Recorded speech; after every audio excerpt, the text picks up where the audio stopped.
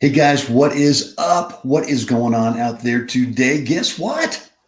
It's Brent Abel here, webtennis.com. Yes, another episode of 7 Around 7 here in the Rocky Mountains. It's 7 Around 8, 8 a.m. Mountain Daylight Time. And I'm telling you, a gorgeous, beautiful morning here in the Rockies.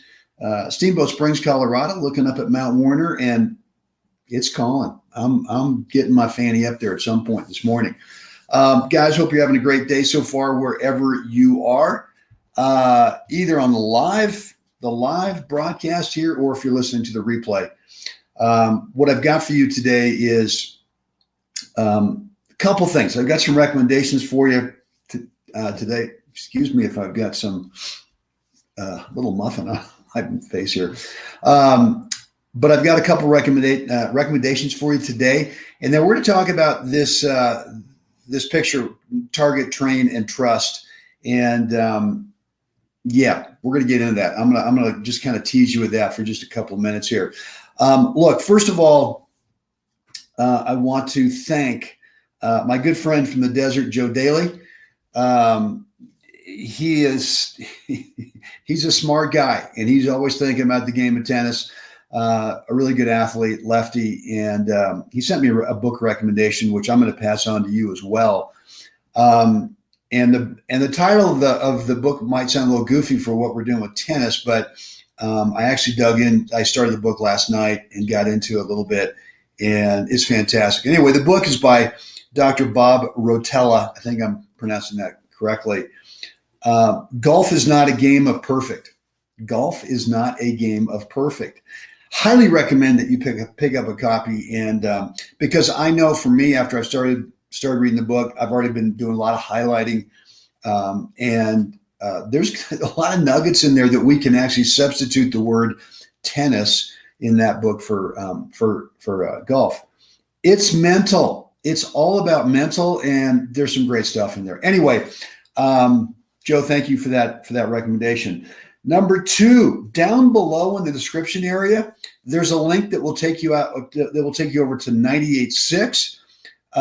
Dave Doherty, top national player in the 65s, as I've mentioned the last week or so, has created a men's high-performance clothing line for tennis, shorts and shirts. And he's generously offered us web tennis subscribers, players, a 15% discount off your initial order. So this is high quality stuff, but it's so reasonably priced. You're kind of going, wait a minute, man, this is a great deal. Plus you get the 15%. My recommendation is you go over there, you check it out, and pick up a pair of shorts, a shirt or two, and take advantage of that 15% discount that Dave is offering right now. The link is down below in the description area to go over to 98.6. So those are the 2 recommendations I've got for you this morning. Let's talk about target, train, and trust. And let me get the picture a little bit bigger here for you. I think that'll do it. No, it did not do it. Let's go back here. And hold on. Whoopsie. Whoopsie. I don't want to invite anybody. Yes, and there you have it. Okay, we're good. So I've mentioned to you guys many times in the past, what's your target? Like, let's say on this forehand, right? What's your target? And this is a new image of the ball because it got blocked out when I blew out the net there.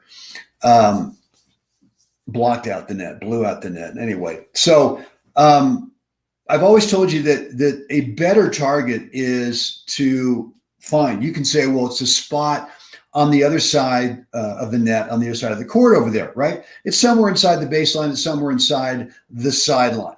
And you've always heard me say that, you're better off not flirting with the lines, not being close. As Jeff Jacklich has always told us, let him touch the ball. That's fine. And, the more that I embrace that thought that I don't need to hit it past someone every time, allow them to touch the ball, the more often they either miss it, even though they've touched it, or the more often they touch it and I get a fat, juicy, wide open court for my next shot. So you don't need to go right next to the baseline or the sideline to make that happen. So, all right, so you picked out a spot on the court over there. Well, let's make the target even closer to you. And let's make the target a spot above the top of the net. And, guys, if you've ever hit on a backboard, right, the one thing you can't do on a backboard that we can do on the court is on the backboard, you obviously can't see the other side of what's behind the painted white line on the wall, right? And the painted white line on the wall is supposed to mark where the net would normally be. And on the tennis court, we can actually see through the net. We can see our target over there. And that's a little screwy sometimes in terms of a specific target, that we can look through the obstacle that we're trying to hit over. And so it's much easier to bring your target back to a spot above the top of the white line, right? And that's what we do in the backboard. The backboard, all we ever think about doing is hitting the ball above the white line. And so you might have to tinker with, if you're going cross court with this forehand, for example, what's the right height for your unique swing style? I don't care if you massively top it. I don't care if you semi-top it. I don't care if you flatten it. I don't care if you slide it and slice it. Whatever you do that is your kind of bread and butter to hit a cross court forehand, what's the height over the top of the net that you've got to play your shot that equates to the ball landing safely inside those two lines over there, right? The baseline and that single sideline, if that's what you're working on. And so what I've done here with that blue horizontal bar is I've taken away the net, right? You can't see through the net to your target. And if you were to get a big drape and you were to put it over the top of the net, right, and to where it really just blacked out the net, you could not see through it. Now your target would have to be a spot above the top of the net. Obviously, you couldn't see through to the other side. And this is, I'm telling you, this is fantastic training in terms of being able to start to really train that target, that spot that's above the top of the net. I remember listening to Chrissy Everett once, and she was explaining to the interviewer, Chrissy, you're so good on the passing shot. What's your strategy? And she basically said, I just eliminate the opponent. Like, the opponent's coming to the net, and now I got a passing shot opportunity. And she says, I eliminate the human being over there in terms of trying to hit a ball away from them. And all I do is I think, where's the spot above the top of the net I want my shot to go? And all I do is I wait for the right moment to the ball for the ball to arrive and go ahead. And she said, it's just target practice.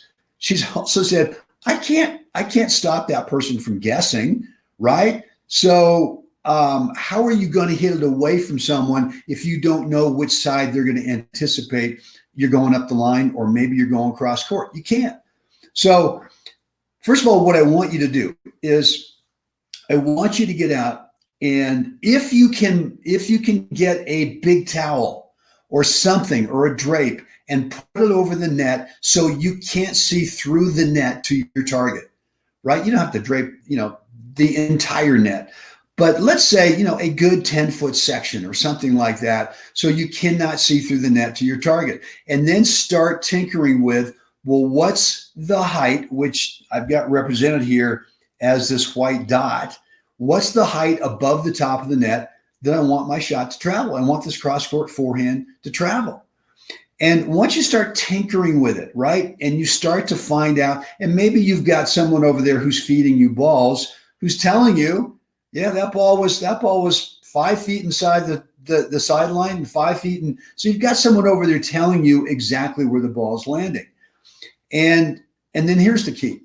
You got to train this. You got to work on this, right? This is not a tip.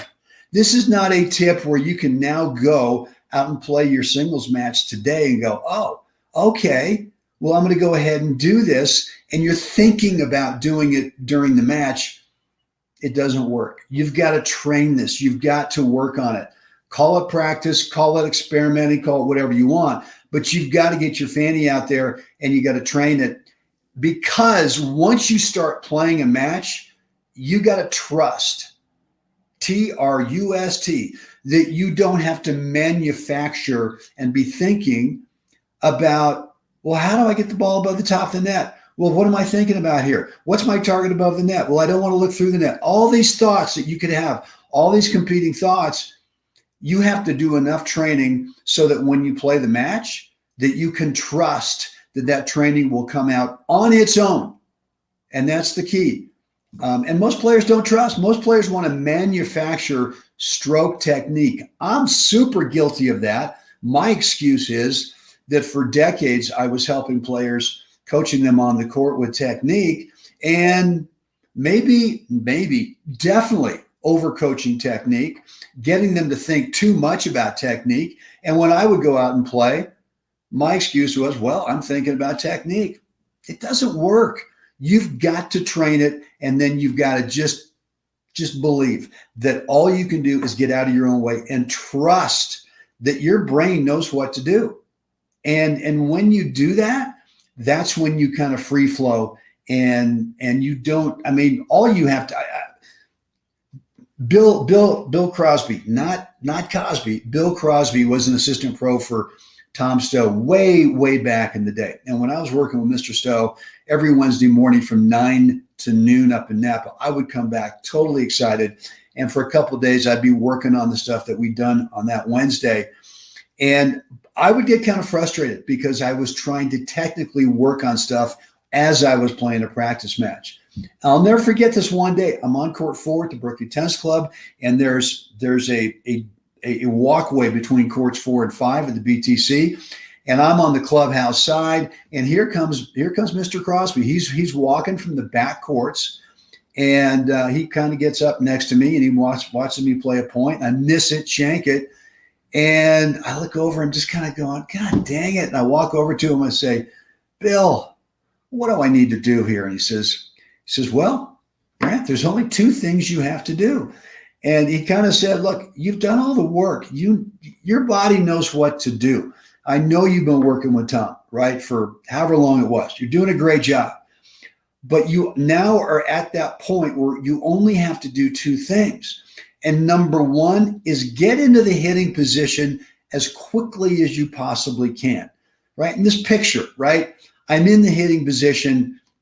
And so he would just say, get into this position if you're going to hit forehand as quickly as you can, and then just decide where you want to hit the ball.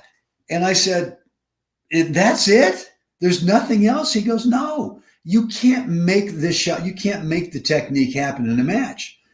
And so that was really a big kind of release for me in terms of sense of freedom.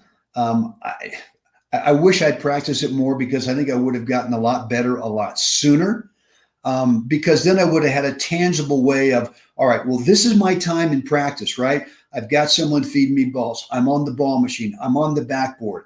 Maybe I'm drilling, right? I'm drilling with someone. And this is my time to be able to work on my target stuff, right? And to think that my target is a spot above the top of the net. And that's it. And work on that. And let me kind of, as Jacklett says, let's monitor and adjust. If I've got someone, if I'm hitting the ball a little bit maybe too deep, where, I'm flirting with that baseline all the time, well, maybe I need to adjust that. I'm monitoring the depth. I'm monitoring the width. And now I'm coming back and adjusting, right? Monitor and adjust. I should have added 2 more bullet points to this picture. Target, train, trust when you play, and then monitor and adjust. And so from the practice court to the match court, once you get in the match court, you've got to trust.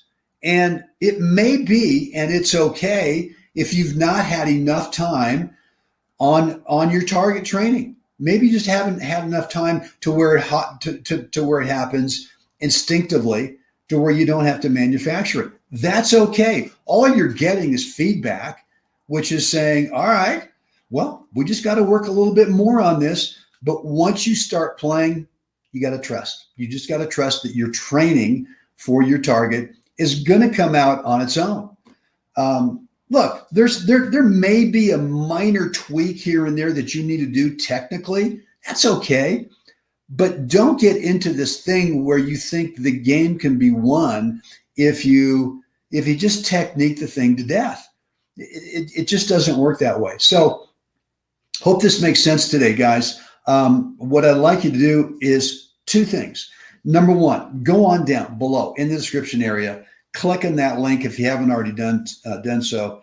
Go on over to 98.6 and pick up a pair of shorts and a shirt or two or more, and enjoy that 15% discount. The discount code is my name, Brent, with a capital B, lowercase RENT, and then a 01. And that'll get you that 15% discount. Do that. And then look, I want to hear from you today. What's going on with your game, right? Anything we're talking about today, is just making sense with target, train, and trust. Pick up the book. Pick up this book. Golf is Not a Game of Perfect by Dr. Bob Rotella. And look, it's mostly mental. You know, I haven't really, I've not finished the book. I just started it last night. But you can substitute the word tennis in there throughout the whole book, and it'll all make sense. But down below, one note, what's going on with you today in terms of today's topic? Anything else in your game that you want to chat about? Would love to read and definitely respond. You can do it down below in the comments area. You can direct message me at Facebook. Even better yet, shoot me an email, brent@webtennis.com. All right, guys, that is it for me. It is time for each and every one of us to get out there, help someone else have a spectacular day. Guys, I'll see you again next time.